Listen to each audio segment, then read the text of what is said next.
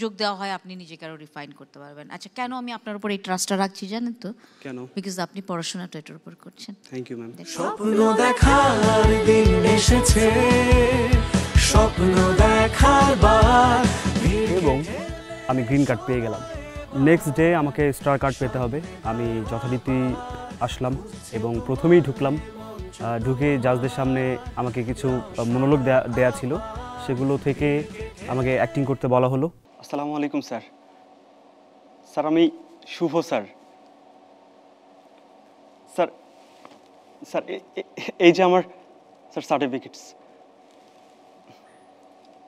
Sir আমার পূর্ব অভিজ্ঞতা আছে স্যার। দেন তারা বলল যে আচ্ছা আপনি এত কিছু করলেন, আপনি খুব রাগ নিয়ে দেখান তো, যাতে আমি ভয় পাই। আচ্ছা, আপনি সেম জিনিসটা মনে করেন খুব রাগ নিয়ে করেন, হেভি ডিয়ারিং আসছেন যে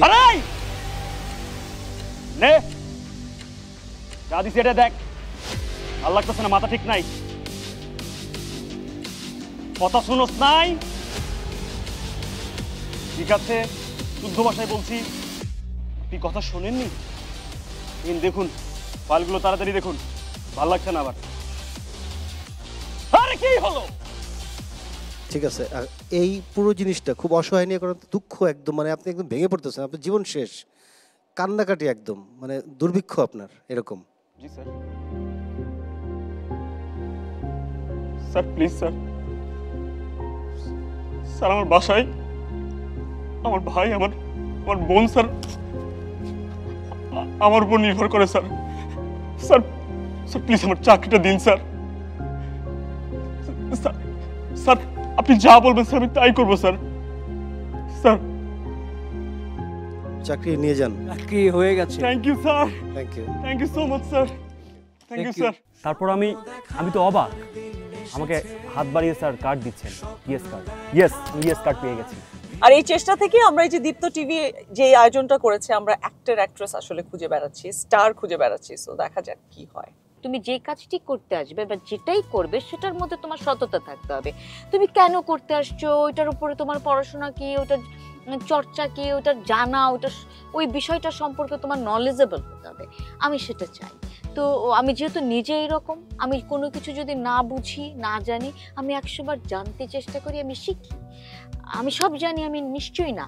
তো আমি এই ধরনের মানসিকতার মানুষকে পছন্দ করি। সো একটু তো টাফ হতেই হয়েছে আমাকে। আমিও কিন্তু লেগে আছি রোজিয়া আপা, কারা হচ্ছে টপ 42 কন্টেস্ট্যান্টস সেটা জানতে। চলো দেখে ফেলি। ওর নাম হচ্ছে মিষ্টি ঘোষ। মিষ্টি ঘোষ, ওকে। চমচম পান্তুয়া, রসগোল্লা। এবার আপনি বলেন দেখি, আপনি আমাদেরকে মানে কোন আপনার অ্যাক্টিং সম্পর্কে বলেন আগে একটু, আপনি কেন, আচ্ছা, কিভাবে, কোথায় কি করছেন? অ্যাক্টিং হচ্ছে আমি ছোট থেকে ক্লাসিক্যাল ডান্সার, একদম ছোটবেলা থেকে। তারপর হচ্ছে আমি বিভিন্ন মঞ্চনাটক করা হয়েছে, দেন ময়মনসিংহ গীতিকারের যে নৃত্যনাট্যগুলো ওগুলা করা হয়েছে। ময়মনসিংহ গীতিকার কোন মহুয়া করা হয়েছে, তারপর সোনাই মাধব করা হয়েছে। সোনাই মাধবের একটু গান, হ্যাঁ ডান্স আমি করে দেখাতে পারবো।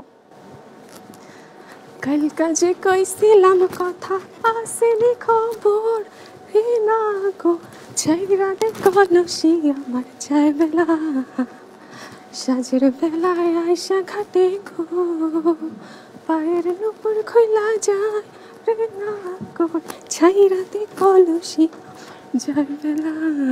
বাহ, খুব সুন্দর নাচেন। আমাকে বললো যে মেল জাজ যিনি ছিলেন ওনাকে প্রপোজ করার জন্য। সো আমি প্রপোজ করলাম, মনে যা আসে ওইভাবে একদম ন্যাচারালি বলে প্রপোজ করে দিলাম, দেন থামিয়ে দিল, ওকে ফাইন ঠিক আছে। আসলে মানে কখনো মানে কারোর সাথে আমি কাউকে কখনো ওইভাবে মানে ভাবিনি, কিন্তু আমি যখন থেকে আপনাকে